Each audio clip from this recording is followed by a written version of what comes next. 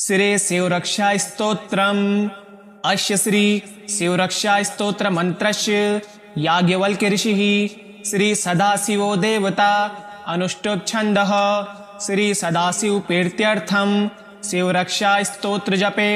विनियोगः। चरितं देवदेवस्य महादेवस्य पावनम् अपारं परमोदारं चतुर्वर्गस्य साधनं गौरी विनायकोपेतं पंचवक्त्रं त्रिनेत्रकं शिवं ध्यात्वा दशभुजं शिवरक्षां पठेन्नरः। गंगाधरः शिरः पातु फालमन्ध्रेन्दुशेखरः नयने मदनध्वंसी कर्णो सर्पविभूषणः घ्राणं पातु पुरारातिः मुखं पातु जगत्पतिः जिह्वां वागीश्वरः पातु कंधरां शितिकंधरः श्रीकंठः पातु मे कंठं स्कंदो विश्वधुन्धरः भुजो भुभार संहर्ता करो पातु पिनाकधृतक हृदयं शंकरः पातु जठरं गिरिजापतिः नाभिं मृत्युंजयः पातु कटिं व्याघ्राजिनाम्बरः शक्तिनी पातु दीनार्थ शरणागतवत्सलः उरो महेश्वरः पातु जानुनी जगदीश्वरः जंगे पातु जगत्कर्ता गुल्फो पातु गणाधिपः चरणो करुणा सिन्धुः सर्वांगानि सदाशिवः एतां शिवबलोपेतां रक्ष्यां यः सुकृति पठेत् स भुक्त्वा सकलान् कामान् शिव सायुजमाप्नुयात्। ग्रह भूत पिशाचाद्यः त्रैलोक्ये विचरन्ति ये दुरादाशु पलायन्ते शिव नामाभिरक्षणात्। अभयंकर नामेदं कवचं पार्वती पतेः भक्त्या बिभर्ति यः कंठे तस्य वश्यं जगत्त्रयम्। इमां नारायणः स्वप्रे शिवरक्षां यथा दिशत् प्रातरुत्थाय योगीन्द्रो याज्ञवल्क्यः तथा लिखत्। चरितं देवदेवस्य महादेवस्य पावनम् अपारं परमोदारं चतुर्वर्गस्य साधनं गौरी विनायकोपेतं पंचवक्त्रं त्रिनेत्रकं शिवं ध्यात्वा दशभुजं शिवरक्षां पठेन्नरः। गंगाधरः शिरः पातु फालमन्ध्रेन्दुशेखरः नयने मदनध्वंसी कर्णो सर्पविभूषणः घ्राणं पातु पुरारातिः मुखं पातु जगत्पतिः जिह्वां वागीश्वरः पातु कंधरां शितिकंधरः श्रीकंठः पातु मे कंठं स्कंदो विश्वधुन्धरः भुजो भुभार संहर्ता करो पातु पिनाकधृतक हृदयं शंकरः पातु जठरं गिरिजापतिः नाभिं मृत्युंजयः पातु कटिं व्याघ्राजिनाम्बरः शक्तिनी पातु दीनार्थ शरणागतवत्सलः उरो महेश्वरः पातु जानुनी जगदीश्वरः जंगे पातु जगत्कर्ता गुल्फो पातु गणाधिपः चरणो करुणा सिन्धुः सर्वांगानि सदाशिवः एतां शिवबलोपेतां रक्ष्यां यः सुकृति पठेत् स भुक्त्वा सकलान् कामान् शिव सायुजमाप्नुयात्। ग्रह भूत पिशाचाद्यः त्रैलोक्ये विचरन्ति ये दुरादाशु पलायन्ते शिव नामाभिरक्षणात्। अभयंकर नामेदं कवचं पार्वती पतेः भक्त्या बिभर्ति यः कंठे तस्य वश्यं जगत्त्रयम्। इमां नारायणः स्वप्रे शिवरक्षां यथा दिशत् प्रातरुत्थाय योगीन्द्रो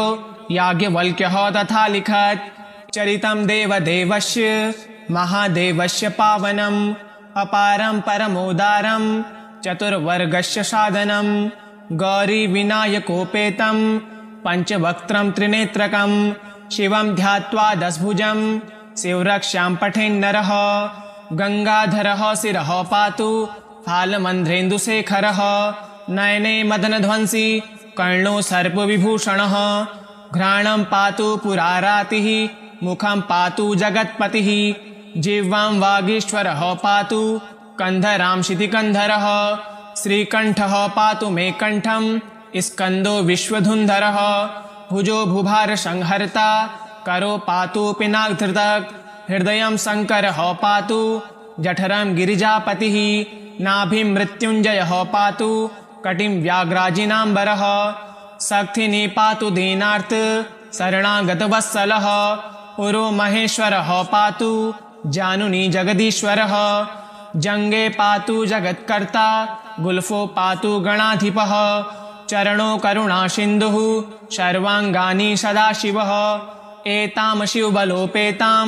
रक्ष्यां यः सुकृति पठेत् स भुक्त्वा सकलान् कामान् शिव सायुजमाप्नुयात् ग्रह भूत पिशाचाद्यः त्रैलोक्ये विचरन्ति ये दुरादाशु पलायन्ते शिव नामाभिरक्षणात् अभयंकर नामेदं कवचं पार्वतीपतेः भक्त्या बिभर्ति यः कंठे तस्य वश्यं जगत्त्रयम् इमां नारायणः स्वप्रे शिवरक्ष्याम्यथादिशत् प्रातरुत्थाय योगीन्द्रो याज्ञवल्क्यः तथा लिखत् चरितं देवदेवस्य महादेवस्य पावनम् अपारं परमोदारं चतुर्वर्गस्य साधनं गौरी विनायकोपेतं पंचवक्त्रं त्रिनेत्रकं शिवं ध्यात्वा दशभुजं शिवरक्ष्यां पठेन्नरः गंगाधरः शिरः पातु फालमन्ध्रेन्दुशेखरः नयने मदनध्वंसी कर्णो सर्पविभूषणः घ्राणं पातु पुरारातिः मुखं पातु जगत्पतिः जिह्वां वागीश्वरः पातु कंधरां शितिकंधरः श्रीकंठः पातु मे कंठं स्कंदो विश्वधुन्धरः भुजो भुभार संहर्ता करो पातु पिनाकधृतक हृदयं शंकरः पातु जठरं गिरिजापतिः नाभिं मृत्युंजयः पातु कटिं व्याघ्राजिनाम्बरः शक्तिनी पातु दीनार्थ शरणागतवत्सलः उरो महेश्वरः पातु जानुनी जगदीश्वरः जंगे पातु जगत्कर्ता गुल्फो पातु गणाधिपः चरणो करुणा सिन्धुः सर्वांगानि सदाशिवः एतां शिवबलोपेतां रक्ष्यां यः सुकृति पठेत् स भुक्त्वा सकलान् कामान् शिव सायुजमाप्नुयात् ग्रह भूत पिशाचाद्यः त्रैलोक्ये विचरन्ति ये दुरादाशु पलायन्ते शिव नामाभिरक्षणात् अभयंकर नामेदं कवचं पार्वतीपतेः भक्त्या बिभर्ति यः कंठे तस्य वश्यं जगत्त्रयम् इमां नारायणः स्वप्रे शिवरक्ष्याम्यथादिशत् प्रातरुत्थाय योगीन्द्रो याज्ञवल्क्यः तथा लिखत् चरितं देवदेवस्य महादेवस्य पावनम्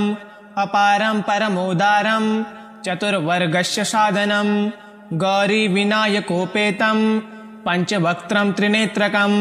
शिवं ध्यात्वा दशभुजं शिवरक्ष्यां पठेन्नरः गंगाधरः शिरः पातु फालमन्ध्रेन्दुशेखरः नयने मदनध्वंसी कर्णो सर्पविभूषणः घ्राणं पातु पुरारातिः मुखं पातु जगत्पतिः जिह्वां वागीश्वरः पातु कंधरां शितिकंधरः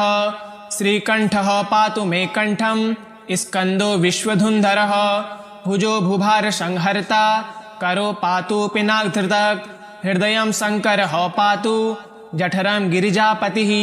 नाभिं मृत्युंजयः पातु कटिं व्याघ्राजिनाम्बरः शक्तिनी पातु दीनार्थ शरणागतवत्सलः उरो महेश्वरः पातु जानुनी जगदीश्वरः जंगे पातु जगत्कर्ता गुल्फो पातु गणाधिपः चरणो करुणा सिन्धुः सर्वांगानि सदाशिवः एतां शिवबलोपेतां रक्ष्यां यः सुकृति पठेत् स भुक्त्वा सकलान् कामान् शिव सायुजमाप्नुयात् ग्रह भूत पिशाचाद्यः त्रैलोक्ये विचरन्ति ये दुरादाशु पलायन्ते शिव नामाभिरक्षणात् अभयंकर नामेदं कवचं पार्वतीपतेः भक्त्या बिभर्ति यः कंठे तस्य वश्यं जगत्त्रयम् इमां नारायणः स्वप्रे शिवरक्ष्याम्यथादिशत् प्रातरुत्थाय योगीन्द्रो याज्ञवल्क्यः तथा लिखत् चरितं देवदेवस्य महादेवस्य पावनम् अपारं परमोदारं चतुर्वर्गस्य साधनं गौरी विनायकोपेतं पंचवक्त्रं त्रिनेत्रकं शिवं ध्यात्वा दशभुजं शिवरक्ष्यां पठेन्नरः गंगाधरः शिरः पातु फालमन्ध्रेन्दुशेखरः नयने मदनध्वंसी कर्णो सर्पविभूषणः घ्राणं पातु पुरारातिः मुखं पातु जगत्पतिः जिह्वां वागीश्वरः पातु कन्धरां शितिकन्धरः श्रीकण्ठः पातु मे कण्ठं स्कन्दो विश्वधुन्धरः भुजो भुभारसंहर्ता करो पातु पिनाकधृतक् हृदयं शङ्करः पातु जठरं गिरिजापतिः नाभिं मृत्युञ्जयः पातु कटिं व्याघ्राजिनाम्बरः शक्तिनी पातु दीनार्थ शरणागतवत्सलः पुरो महेश्वरः पातु जानुनी जगदीश्वरः जङ्गे पातु जगत्कर्ता गुल्फो पातु गणाधिपः चरणो करुणासिन्धुः सर्वाङ्गानि सदाशिवः एतां शिवबलोपेतां रक्ष्यां यः सुकृति पठेत् स भुक्त्वा सकलान् कामान् शिव सायुजमाप्नुयात् ग्रहभूतपिशाचाद्यः त्रैलोक्ये विचरन्ति ये दुरादाशु पलायन्ते शिवनामाभिरक्षणात् अभयङ्करनामेदं कवचं पार्वतीपतेः भक्त्या बिभर्ति यः कण्ठे तस्य वश्यं जगत्त्रयम् इमां नारायणः स्वप्रे शिवरक्षां यथा दिशत् प्रातरुत्थाय योगीन्द्रो याज्ञवल्क्यः तथा लिखत् चरितं देवदेवस्य महादेवस्य पावनम् अपारं परमोदारं चतुर्वर्गस्य साधनं गौरीविनायकोपेतं पञ्चवक्त्रं त्रिनेत्रकं शिवं ध्यात्वा दशभुजं शिवरक्षां पठेन्नरः गङ्गाधरः शिरः पातु फालमन्ध्रेन्दुशेखरः नयने मदनध्वंसी कर्णो सर्पविभूषणः घ्राणं पातु पुरारातिः मुखं पातु जगत्पतिः जिह्वां वागीश्वरः पातु कन्धरां शितिकन्धरः श्रीकण्ठः पातु मे कण्ठं स्कन्दो विश्वधुन्धरः भुजो भुभारसंहर्ता करो पातु पिनाकधृतक् हृदयं शङ्करः पातु जठरं गिरिजापतिः नाभिं मृत्युञ्जयः पातु कटिं व्याघ्राजिनाम्बरः शक्तिनी पातु दीनार्थ शरणागतवत्सलः पुरो महेश्वरः पातु जानुनी जगदीश्वरः जङ्गे पातु जगत्कर्ता गुल्फो पातु गणाधिपः चरणो करुणासिन्धुः सर्वाङ्गानि सदाशिवः एतां शिवबलोपेतां रक्ष्यां यः सुकृति पठेत् स भुक्त्वा सकलान् कामान् शिव सायुजमाप्नुयात् ग्रहभूतपिशाचाद्यः त्रैलोक्ये विचरन्ति ये दुरादाशु पलायन्ते शिवनामाभिरक्षणात् अभयङ्करनामेदं कवचं पार्वतीपतेः भक्त्या बिभर्ति यः कण्ठे तस्य वश्यं जगत्त्रयम् इमां नारायणः स्वप्रे शिवरक्षां यथा दिशत् प्रातरुत्थाय योगीन्द्रो याज्ञवल्क्यः तथा लिखत् चरितं देवदेवस्य महादेवस्य पावनम् अपारं परमोदारं चतुर्वर्गस्य साधनं गौरीविनायकोपेतं पञ्चवक्त्रं त्रिनेत्रकं शिवं ध्यात्वा दशभुजं शिवरक्षां पठेन्नरः गङ्गाधरः शिरः पातु फालमन्ध्रेन्दुशेखरः नयने मदनध्वंसी कर्णो सर्पविभूषणः घ्राणं पातु पुरारातिः मुखं पातु जगत्पतिः जिह्वां वागीश्वरः पातु कन्धरां शितिकन्धरः श्रीकण्ठः पातु मे कण्ठं स्कन्दो विश्वधुन्धरः भुजो भुभारसंहर्ता करो पातु पिनाकधृतक् हृदयं शङ्करः पातु जठरं गिरिजापतिः नाभिं मृत्युञ्जयः पातु कटिं व्याघ्राजिनाम्बरः शक्तिनी पातु दीनार्थ शरणागतवत्सलः पुरो महेश्वरः पातु जानुनी जगदीश्वरः जङ्गे पातु जगत्कर्ता गुल्फो पातु गणाधिपः चरणो करुणासिन्धुः सर्वाङ्गानि सदाशिवः एतां शिवबलोपेतां रक्ष्यां यः सुकृति पठेत् स भुक्त्वा सकलान् कामान् शिव सायुजमाप्नुयात् ग्रहभूतपिशाचाद्यः त्रैलोक्ये विचरन्ति ये दुरादाशु पलायन्ते शिवनामाभिरक्षणात् अभयङ्करनामेदं कवचं पार्वतीपतेः भक्त्या बिभर्ति यः कण्ठे तस्य वश्यं जगत्त्रयम् इमां नारायणः स्वप्रे शिवरक्षां यथा दिशत् प्रातरुत्थाय योगीन्द्रो याज्ञवल्क्यः तथा लिखत् चरितं देवदेवस्य महादेवस्य पावनम् अपारं परमोदारं चतुर्वर्गस्य साधनं गौरीविनायकोपेतं पञ्चवक्त्रं त्रिनेत्रकं शिवं ध्यात्वा दशभुजं शिवरक्षां पठेन्नरः गंगाधरः शिरः पातु फालमन्ध्रेन्दुशेखरः नयने मदनध्वंसी कर्णो सर्पविभूषणः घ्राणं पातु पुरारातिः मुखं पातु जगत्पतिः जिह्वां वागीश्वरः पातु कंधरां शितिकन्धरः श्रीकण्ठः पातु मे कण्ठं स्कन्दो विश्वधुन्धरः भुजो भुभार संहर्ता करो पातु पिनाकधृतक हृदयं शङ्करः पातु जठरं गिरिजापतिः नाभिं मृत्युञ्जयः पातु कटिं व्याघ्राजिनाम्बरः शक्तिनी पातु दीनार्थ शरणागतवत्सलः उरो महेश्वरः पातु जानुनी जगदीश्वरः जंगे पातु जगत्कर्ता गुल्फो पातु गणाधिपः चरणो करुणा सिन्धुः सर्वाङ्गानि सदाशिवः एतां शिवबलोपेतां रक्ष्यां यः सुकृति पठेत् स भुक्त्वा सकलान् कामान् शिव सायुजमाप्नुयात् ग्रह भूत पिशाचाद्यः त्रैलोक्ये विचरन्ति ये दुरादाशु पलायन्ते शिव नामाभिरक्षणात् अभयंकर नामेदं कवचं पार्वतीपतेः भक्त्या बिभर्ति यः कंठे तस्य वश्यं जगत्त्रयम् इमां नारायणः स्वप्रे शिवरक्षां यथा दिशत् प्रातरुत्थाय योगीन्द्रो याज्ञवल्क्यः तथा लिखत् चरितं देवदेवस्य महादेवस्य पावनम् अपारं परमोदारं चतुर्वर्गस्य साधनं गौरीविनायकोपेतं पञ्चवक्त्रं त्रिनेत्रकं शिवं ध्यात्वा दशभुजं शिवरक्षां पठेन्नरः गंगाधरः शिरः पातु फालमन्ध्रेन्दुशेखरः नयने मदनध्वंसी कर्णो सर्पविभूषणः घ्राणं पातु पुरारातिः मुखं पातु जगत्पतिः जिह्वां वागीश्वरः पातु कंधरां शितिकन्धरः श्रीकण्ठः पातु मे कण्ठं स्कन्दो विश्वधुन्धरः भुजो भुभार संहर्ता करो पातु पिनाकधृतक हृदयं शङ्करः पातु जठरं गिरिजापतिः नाभिं मृत्युञ्जयः पातु कटिं व्याघ्राजिनाम्बरः शक्तिनी पातु दीनार्थ शरणागतवत्सलः उरो महेश्वरः पातु जानुनी जगदीश्वरः जंगे पातु जगत्कर्ता गुल्फो पातु गणाधिपः चरणो करुणा सिन्धुः सर्वाङ्गानि सदाशिवः एतां शिवबलोपेतां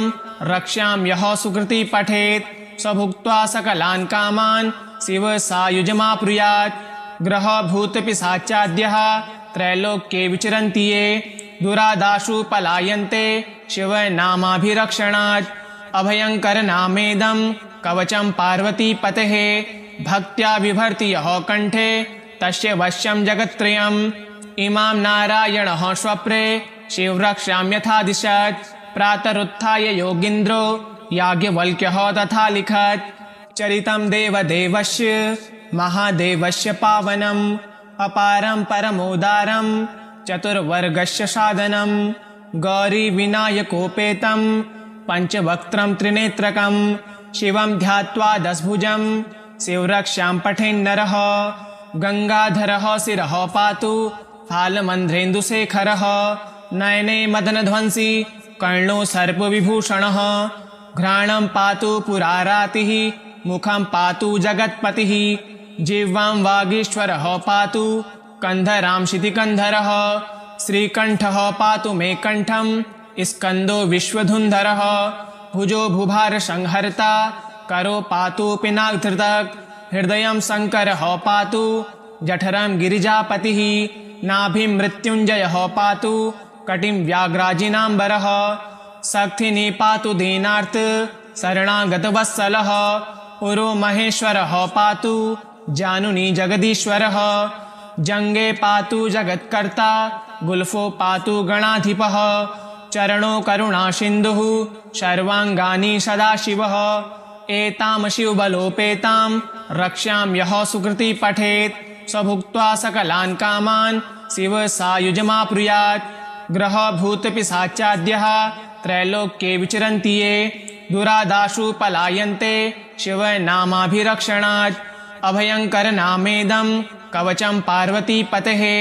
भक्त्या बिभर्ति यः कंठे तस्य वश्यं जगत्त्रयम् इमां नारायणः स्वप्रे शिवरक्षाम्यथा दिशत् प्रातरुत्थाय योगीन्द्रो याज्ञवल्क्यः तथा लिखत् इति श्री याज्ञवल्क्य प्रोक्तं श्री शिवरक्षा स्तोत्रम् श्री शिवार्पणमस्तु। ओम श्री शांब सदाशिवाय नमः।